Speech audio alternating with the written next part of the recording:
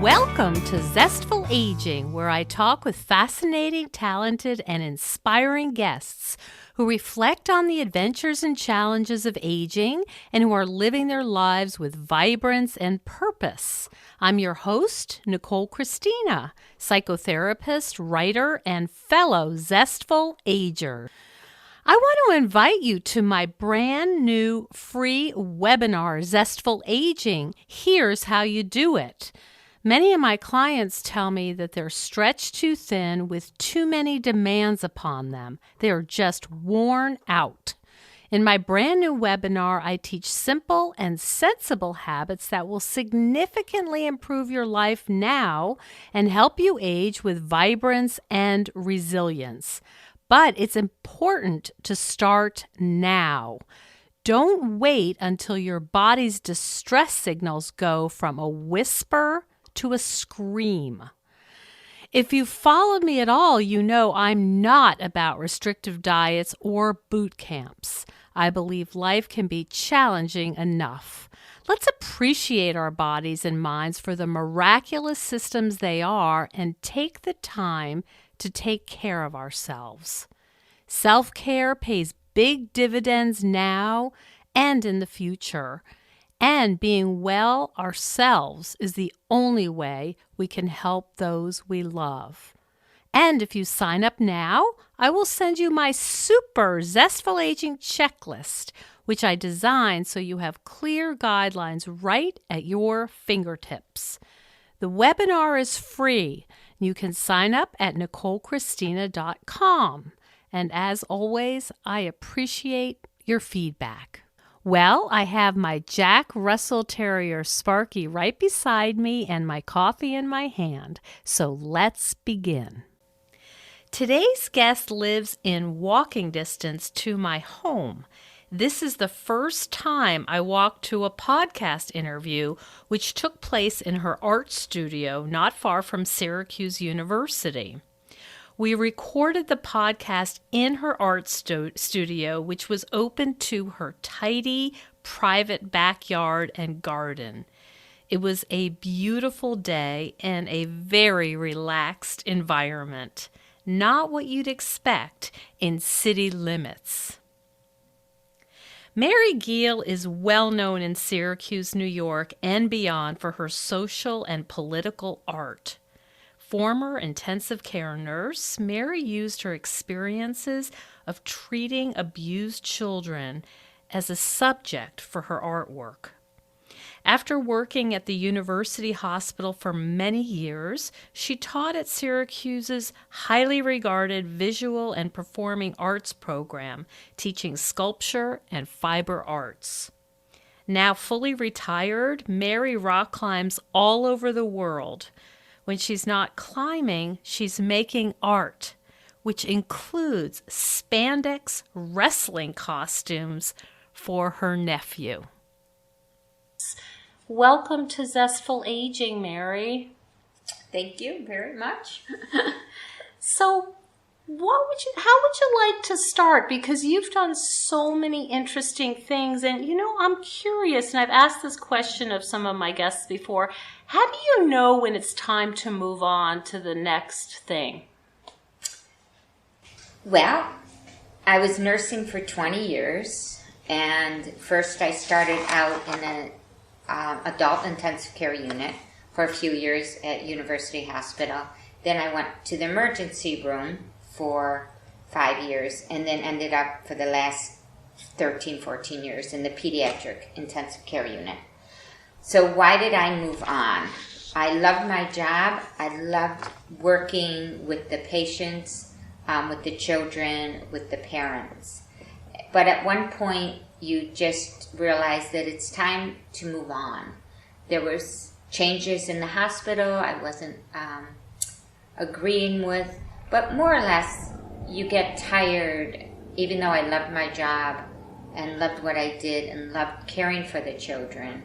It was just time to move on, and things had happened in my life. So I was able to actually quit working full-time and start teaching part-time at the university. basically I got married. That is a big thing. It changes a lot, doesn't Right. it? And I have a very, very supportive husband, Gregory Boyer, who teaches at ESF in Syracuse. So with that, I was able to concentrate more on my artwork and him being so supportive of that. I see. So before, I mean, some of this sounds like it was a financial decision. Yeah, I mean, we could do without a full-time salary. And I had 20 years in, so I could get a pension when I was 55. It makes a big difference. It's not much of a pension, but it's a pension. Right. So I'm wondering, this you're describing a very, very intense job, and particularly intense, as you describe, being in the pediatric ICU and seeing children who had been abused. What was it like to one day be in the throes of that or in that intense environment and then switch over to a university faculty position? That's quite a change. Well, it's still helping people. You're still involved with people. You're just doing it a different way. And in the hospital, in pediatrics, we would sit at the bedside and talk with parents and educate them. So now you were in front of a classroom teaching anywhere from 10 to 20 students, because studio arts, you don't have a lot. And it was a very easy switch. When I was in graduate school, I was teaching, working basically 30 hours a week, and then teaching a couple classes and taking my graduate work. Oh, it was just a smooth transition for me. It wasn't. I didn't think about it. It was just a smooth transition. It didn't feel abrupt. It felt like, okay, this is the next step. Yeah. So you were in visual and performing arts, is that right? I was in VPA at SU. At SU, because it's an international podcast, Syracuse. so not everybody knows that. Syracuse University. Right. For us, it's just, we use that all the time. And what was that like, teaching some of these up-and-coming artists? What was that experience like for you? It was great. I mean, we had really, really good students. When I was in sculpture, it was a really diverse program, and we had really core professors that was great, Roger Mack, Lawson Smith, and people you could go in on the weekends and evenings and everyone was working. And I happened to be lucky enough to have a studio, so I could be around them. So I'd be working right there with the students. So you were with your people. I was with my people, yeah, and it was great. And when you were doing your art, after you left the hospital, were you still using those themes of the children and the abuse theme? I was still using them. So just to go backwards a little, how I got involved in that abuse theme was I took 6 weeks off to do an artist in residence up in Vermont. And when I came back, you floated in nursing once in a while, and they floated me back down to the pediatric ER from the pediatric ICU. And all the nurses were very interesting. They weren't talking to me for some odd reason, and there was a coldness. And then finally someone came over and said, did you know Sue had committed suicide? And that was when, in my artwork, it totally did this flip. And I was like, I could use my artwork for other reasons than just making beautiful things. So the very first socio-political piece I made, it was 7 foot by 4 foot by 3 foot cage, all out of steel. And I had the nurses bring in their old polyester uniforms because you could only wear them so long and then they'd turn yellow. And I folded them and they had stacks them there. So it was like you were stuck in this profession that you couldn't get out. You were trapped. And I had donations from all over the hospital. They would bring me their old uniforms. And then a visiting artist came and talked to me and gave me names of other artists that were doing socio-political things. And then I started thinking, what really affects me the most in my life? And it was children that were abused. And since the pediatric ICU covered 17 counties in New York, from all the way up to Canada down to Pennsylvania, we saw a lot of the abuse cases. And so I started working with that theme. But there had to be something to entice people into the work. It couldn't just be damaged babies. So there was always an element that you would look at it and it'd be beautiful, but then once you start getting more involved in it, you realize that there was something wrong. And then after I got out of nursing, that theme has continued intermittently within my work. Once in a while it takes a tangent off, but normally there's still somewhat of a socio-political element to my work. My husband works with blue-green algae, and I was doing a show out in Illinois, and they asked me to do work. It was going to be site-specific, work that had an international theme. So I was trying to think of what could be international, and he says, why don't you do contaminated water? So I start researching contaminated water and realized 4,000 children die each day from contaminated water. So after the research, I started thinking about how I can portray that. So that piece came from that. It was still about children, and there was 4,000 pairs of shoe prints that was in a stack on all this silk that had been silk screened with different types of bacteria and algae that affected children. So a lot of my research, not a lot, some of my research has research involved in it. The artwork has to, I have to figure out things before I can develop the piece. Do you want to talk about, I mean, there's a lot of worldly problems that affect children. Oh, yeah. And how do you know, yes, that's it, there's a click there, that's the one I'm going to do? What is the experience like? You know, when you're making art, it develops slowly, and you think about it, and it's not overnight. It's not a knee-jerk. And you start thinking about it, and you start developing it, and it may start here, but it'll end up over there. I don't know what makes it click in my brain. It just sort of happens, and it evolves from that. The idea starts cooking, and then it just simmers, and then all of a sudden it develops. When you're in that incubation stage of, I want to do something global pertaining to kids, how does the rest of your day go? Do you find that you're distracted thinking about, well, it could be poverty, it could be, slavery, or are you able to kind of do your daily thing and have it sort of simmering in the background? No, I can do my daily thing. The other thing with my artwork, if you would look at my website, my materials are very different. Almost every piece I do has new materials.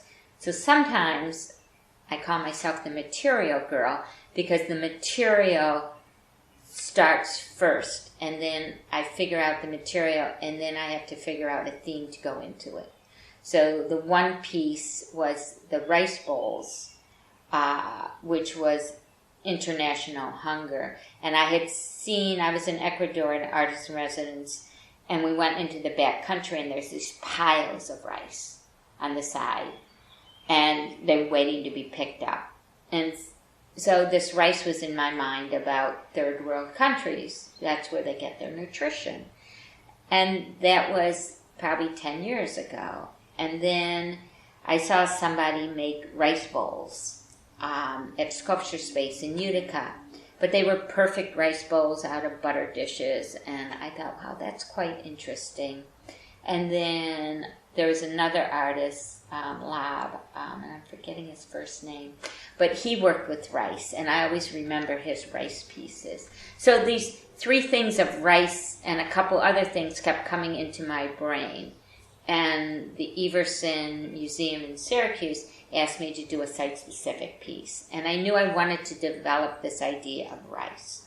So I started researching world hunger, rice, and what are the countries that had the worst worst hunger and starvation. And so the whole piece developed from that. Mm-hmm. And I started thinking with rice bowls, but they were very sort of abstract, and then there were red threads put through them, and that was like the circulatory system. And then cascading out of them was 20 to 30 little strands of red thread, and those cascaded to the floor. So all these rice bowls were suspended with one thread, and they were set up sort of as a globe, and the different areas with different color rice, of which had the worst starvation, worst hunger. So the ones that were cascading to the floor was sort of like, if we were all interconnected, the roadways, the airways, the waterways, if we were all interconnected, there would not be world starvation, world hunger. And there should not be. If we can just get our act together to help support. I don't know in the future with global warming, this will get worse. But that's how that piece developed. Mm-hmm. So it doesn't, it's not instant. It could develop over years. Are you hoping that your pieces influence political action? Is that part of your goal, or is it more to symbolize? Well, it would be great it had some political action, but I think I'm preaching to the choir. Mm-hmm. I'm preaching to the choir. Mm-hmm. Mm-hmm. There has been times, there was a piece I had done years ago out in Michigan, or Indianapolis, and it was 4 years later, the curator, the director, emailed me and said, I just want you to know I met this woman that saw your piece 4 or 5 years ago and she remembered it. So whatever, I know the piece, but that influenced her, and maybe it took her to another step. Maybe when she went political or something, when she went to vote. Mm-hmm. Who knows? Mm-hmm.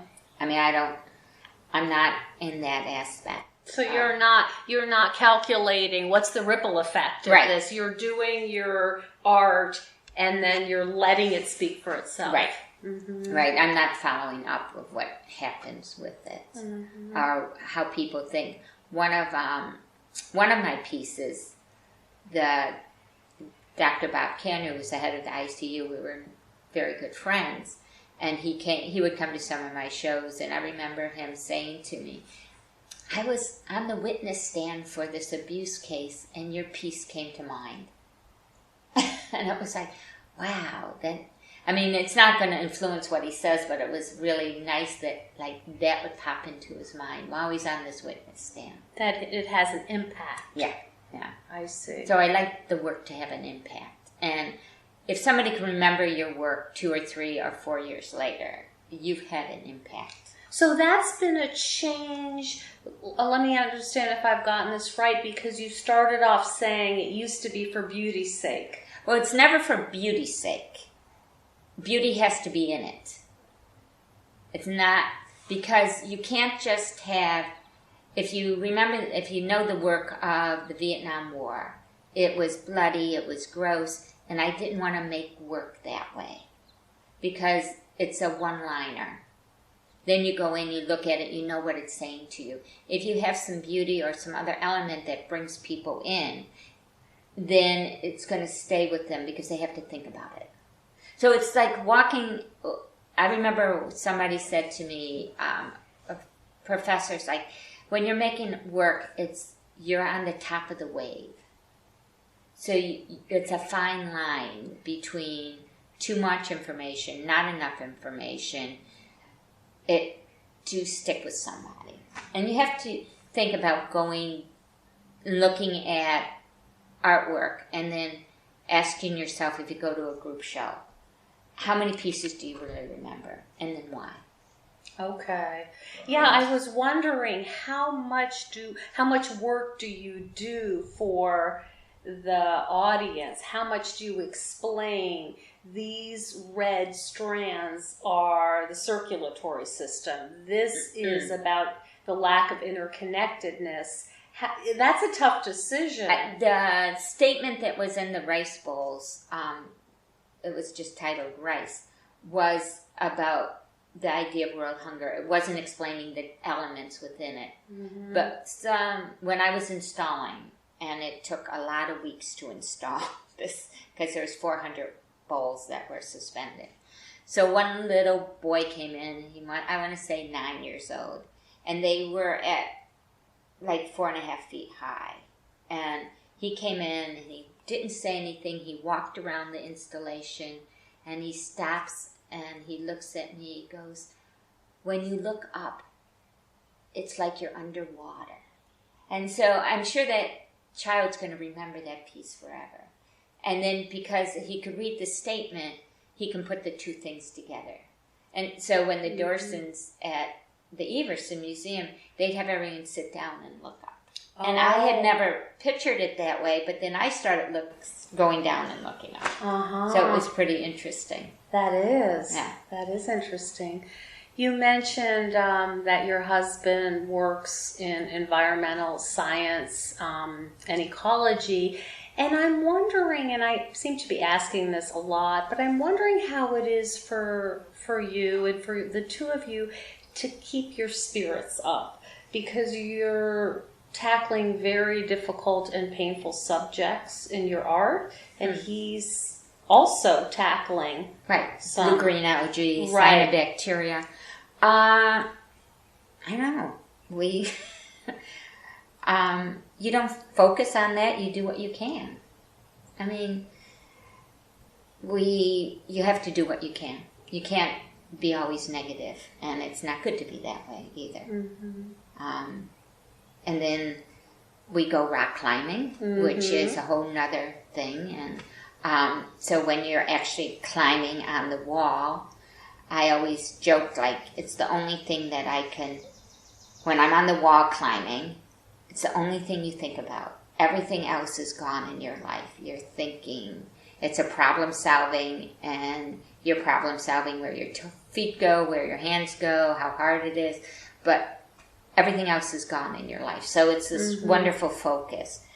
So you're not thinking about that other stuff. It's like mindfulness, whether you want to or not. Otherwise, you're in big trouble. Right. So I'm sure you've been asked this before, but how did you get started with the rock climbing? Oh, my husband had this friend, Steve Allen, and we would go out to Utah and do these major backpacking trips with a group of us. There were anywhere from 10 to 12. We'd go out in the backcountry for 9 days, 10 days. We were self-supporting, bringing our own food and everything. It was a great group, and we did this for 10, 12 years. And one year, Steve said, "Drop your backpacks." We went into a slot canyon, he says, and we're going to climb. And as soon as my feet and hands hit the wall, I was like, I'm in love with this. I came back. I was still nursing. One of the nurses I worked with was a rock climber, and we started going to Rochester. Now, this is more than 20 years ago. And went to Rock Ventures there, learned indoor rock climbing. And then my husband started coming along, and then we went up to the Adirondacks to Rockin' River in Keene and got lessons, learned how to set up top ropes, learned how to put trad gear in, and we've been climbing since. We didn't climb a lot at the beginning, but as the years have gone by, and now that I don't work anymore, teach, I climb a lot. So you're going to have to forgive my ignorance about this. I have talked to other people who do this, but What is the part that is so compelling? Is it moving your body up this very difficult space? Is it getting to the top? Where's the impact for you? It's an adrenaline rush when you get to the top, or even just climbing. You're so focused. I don't actually have a solid answer for that, but it's something that you just love doing. You love being outside. You love being on the rock. Even we have a new gym here called Central Rock Syracuse, and there's a community of people that are great. They're supportive. They're fun to be with. And then you go outside and you're in nature. You travel and you meet these wonderful people.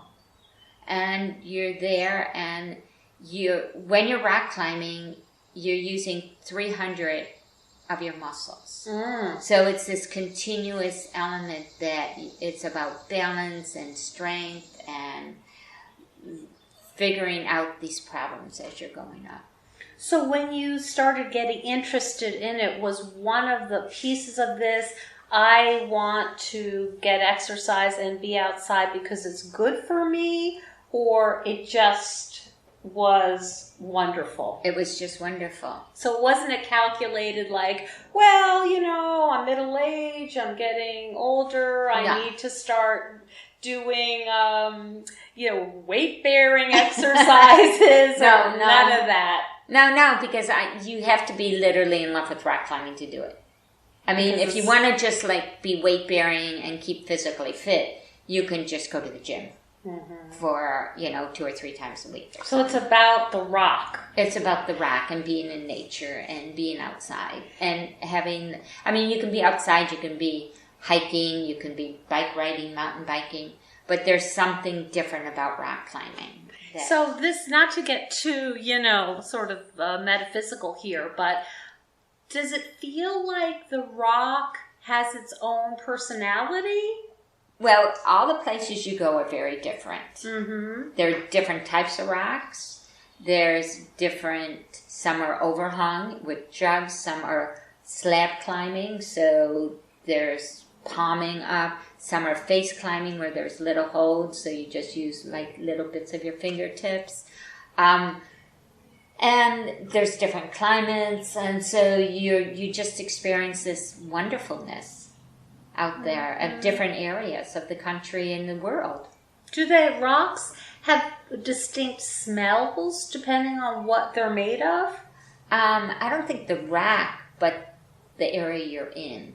Like if you're in the desert, that's going to smell different than if you're in the Adirondacks, or if you're down in Kentucky, or we've been over to Spain a few times. The smells over there are different. We've been to Sicily. So there's different environments totally. Do you combine doing your work, like doing a show or doing art and rock climbing, or does your husband go to a conference and say, hey, let's find the good rocks there? That does happen. So he'll go to a conference and I'll say, all right, I'll come along and then we can climb. Yeah. So he has a trip coming up in a few years to Poland. And we haven't been to Poland climbing. So he'll go to the conference and I'll fly over later and meet him. We did climbing in Rio de Janeiro. He was down there, so then I came along. New Zealand, he had a conference, I went along. Australia, so there. And then I had a show in Wales, and he came along so we could climb. That's great. That's lovely. Yeah. So do you want to say anything about aging and how aging has been for you, what the experience has been like? Aging. I don't like aging. And especially because what I'm doing is really sort of hard on your body. And I'm up to 7 surgeries now. All of them minor. But from rock climbing? Some of them are from rock climbing, yeah. Like a torn meniscus. I just had a bone chip in my knee removed. I've had shoulder surgery from it. So it's very trying on your body. So you have to really stay in shape. So it's really important at my age to really continuously work out and stay in shape. Younger people don't need to do that. They can just go climb. I can't. I used to be able to climb like 6-7 days in a row. I can't do that anymore. So I can climb 2 or 3 days and then I'll take a rest day. I was just out in Red Rocks with a partner, and we had 4 good days of climbing, and we got up and we were both like, oh, and it was going to be a rain day, and we were like so happy. So we could both like take a good rest day, and then we had 2 more days of climbing. But yeah, no, it's trying on your body, and you have to continuously work out. And when we first started climbing, there was no workout schedule. There was no training, and now it's become very, there's a ton of podcasts, there's a ton of books written, there's trainers that teach you how to get stronger and to avoid injury. And so that's, especially at my age, and I'm in my mid-60s and I'm still climbing. It was really, when we were out in Red Rocks with my partner, I was going up. I said, I'm going to go lead this. It was a 10B. And I was sort of at the top, and I didn't hear the conversation, but when I got down, my partner Brett said, oh, the girls wanted to know how old you were. And I told them your age, and they were like, I'm so excited we can climb till we're that old. So, I mean, I love being a role model for younger women, and I love helping them out. The other day, we took a 12-year-old out, this young girl, and she's just started climbing this year, and she had not been on rock, only once, like a year ago, and it was just great to mentor her. So I love mentoring these women and showing women that even at my age, I can be climbing 5-10s and above. Some. And only rock climbers will know what that means. Yes. I'm guessing it means difficulty. Yeah, there's different levels. Like the highest is 515, and there's just a few select people that can do that. More and more. Now that the gyms are opening, it's really interesting because the climbing is just going to accelerate. People are going to be so good so fast. It does seem like it's getting much more in the public eye, or I hear much more about it. And my guess is, I could be wrong, but what you described as one of the appeals is, you cannot check Facebook while you're rock climbing, right? So the idea of this utter focus and utter being present is so different from our most people's everyday life, right? When you're out there, you don't want to, my phone is there, but I don't have it out. And the other interesting thing is people go to a gym and they get bored. You can go and boulder, which is without a rope, and you can get really strong, and you can work out with a bunch of friends, and it's fun. So people that don't like lifting weights but love bouldering. So people now realize that you can get like a good workout. I know. Did you ever hear the expression earth gym? No. Yeah, the idea of using, like bouldering or something like that to get your exercise, that you don't need to do any equipment. Right. Anything else pertaining to aging that you've been thinking about, or is... I try not to think about aging. Every time I turn one of those 0 numbers, 20, 30, 40, 50, 60, I was like, oh, now I can tell people I'm 60. But the other day, I was in Red River Gorge. It was a girl trip. It was really a great trip. And there were 3 of us. But I met this couple, and she's 75 and still climbing. So she became like my role model. And she was climbing hard. I was like, okay, you're warming up on a 10A. I'm impressed. And it was great. So, I mean, aging, I think it's just really important to stay in shape. I think it's really important to find an exercise that you really like and to stay in shape. Watch your diet. Don't do anything to excess. Drink a beer, have a glass of wine. Don't eat a lot of sweets. I'm a vegetarian, have been for 45 years. And when I was coming out of high school and my nursing school, I was 45 pounds heavier than I am now. And when I started working out, which was somewhere the second college I'd gone to get my nursing degree, I started exercising, and I happen to love exercising, which helps. Yeah, well, that's certainly consistent with, you hit on two biggies, the, keeping your body moving. And the idea of mentoring someone is really been shown, those kinds of things. They have this name called generativity, the idea of, giving to someone, teaching someone, being a mentor that you may not necessarily be around to see the results of. So it's just that paying it forward kind of idea that seems to make a big difference in how people age. Well, and also when you're working with students for 20 years, they're younger, they motivate you, they keep you young, and it's great to look back, and with Facebook I could see that some of the people I taught, some of the students, what they're doing and how they're progressing and what they're, it's been great. There's a reason for Facebook. Because you lose track of these people. I sort of close one door and open another, but with Facebook you kind of keep looking back and following these people that are great.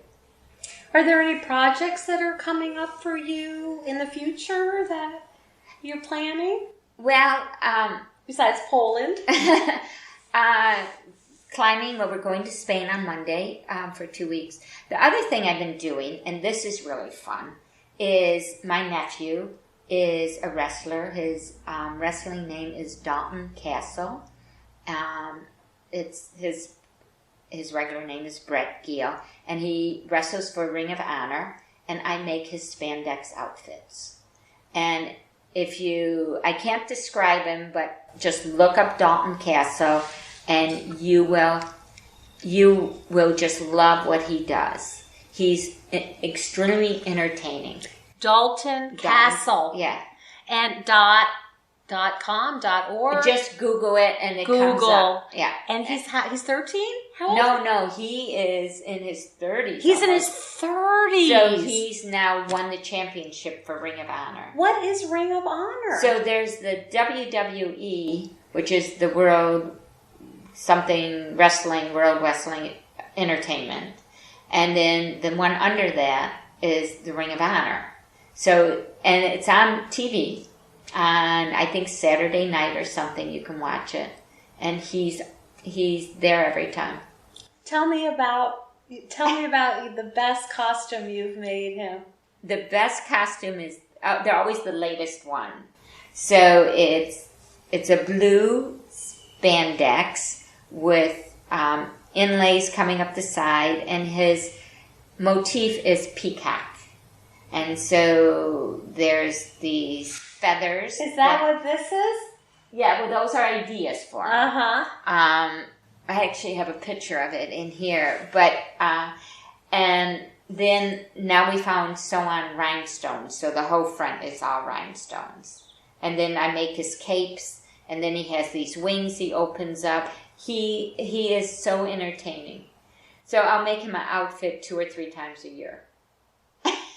He had one for Las Vegas because he was going to be there, and it was all gold and with all sequences. And so he comes out with these jumpsuits, and then he has these 2 boys. He calls them their boys. And they take off the cape and the wings that are attached, and then they unzip him, and then they help him take off his spandex, and then he's in his little shorts to wrestle. And is he known for his costumes? Well, he's getting known more for them, but he's just like this entertaining person when he's on stage. How fun! Yeah. Where do you find your materials? He goes to New York. He goes to New York, yeah, right. And then we'll collaborate on them. So he'll start with an idea, and I'll add, and it's this back and forth.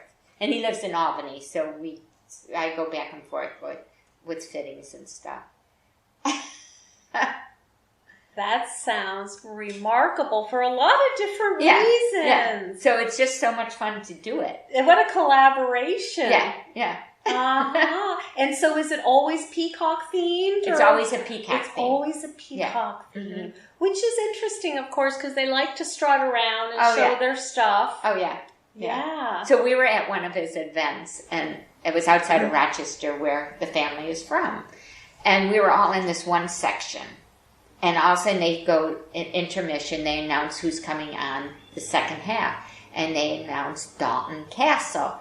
And all of a sudden these people at the other end are screaming, "We want Dalton Castle." And we're like, who are they? We're his family, and we're not even doing that. He has this following that's amazing. And they hold up his face. And like they do with the basketball team. Yes, exactly. And how they know who's the most famous or who's followed the most is who sells the most T-shirts. And so we have a bunch of his T-shirts with his face on them. That's an interesting demographic. Yes. Oh, it's totally interesting. Totally. Yeah. Uh-huh. Wow. So, I mean, I'd say I have this great life. Mm-hmm. I mean, you know, I did 20 years in nursing, 20 years of teaching. For the last 4 years, I make my artwork, I rock climb, I garden, and now I help my nephew out. Mm-hmm. That is, but it's also you've taken the initiative to make it the way you like it. Yeah. It hasn't been handed to you. No. You've worked very hard for that. And and sort of the planner, so when we're getting together on trips, I'm the one that organizes and gets everyone together, and it's really fun. Mm-hmm. Well, you are a legend around town, I'll tell you. I know a lot of people who know you, and they have such nice things to say about you, and always something about how impressive you are. Oh, thanks. You must know that. Well, I worked in these two worlds of the hospital, the University Hospital, and Syracuse, the two biggest employees. That's right. I mean, it used to, when I was that transition between nursing and and teaching, I couldn't go out without knowing someone. Mm-hmm. It was really interesting. Like, go out to dinner. My husband do you know everyone? It's not as much anymore. Yeah. Syracuse is like that. It is. Yeah. It's a small town. Yeah. It certainly is. Well, thank you so much for telling us about your life and all of these interests that our listeners may not be that familiar with. Yeah, so they can find out more about your art. And is the best place to see your work is marygiehl.com? Yes. Okay. Yes. So I'm going to put that in the notes. Anything else? And I certainly would. I'm going to look more with Dalton Castle. Yeah, look up Dalton Castle. Yeah. That's really interesting. I'm excited to see that. Mm-hmm. Thank you so much for talking with me today in your beautiful backyard. It's a lovely evening, and thanks. Thank you so much. Thank you so much for joining us on Zestful Aging. If you like the podcast, please share with some of your friends. I love to hear from my listeners. Send me an email at NicoleChristina.com. And please consider becoming a patron of the show. You will get access to exclusive bonuses, and you will be part of the Zestful Aging community. Keep us going strong. Go to patreon.com/zestfulaging. See you next time for another episode of Zestful Aging.